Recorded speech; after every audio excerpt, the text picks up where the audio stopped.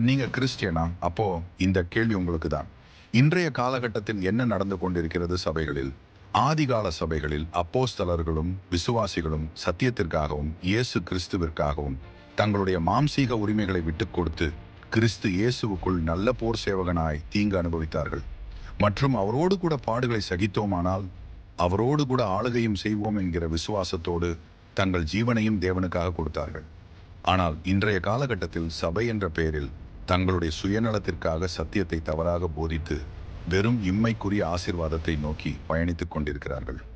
ஒருவன் என் பின்னே வர விரும்பினால் அவன் தன்னைத்தானே வெறுத்து தன் சிலுவையை எடுத்து என் பின்னே வர கடவன் என்கிற இயேசு கிறிஸ்துவின் அடிப்படை போதனையே வெறுத்து ஆடம்பரத்தில் திளைத்துக் கொண்டிருக்கிறது நவீன கிறிஸ்தவம்.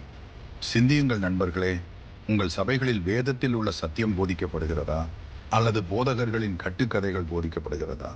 வஞ்சிக்கப்படாதிருங்கள். சத்தியத்தையும் அறிவீர்கள். சத்தியம் உங்களை விடுதலையாக்கும்.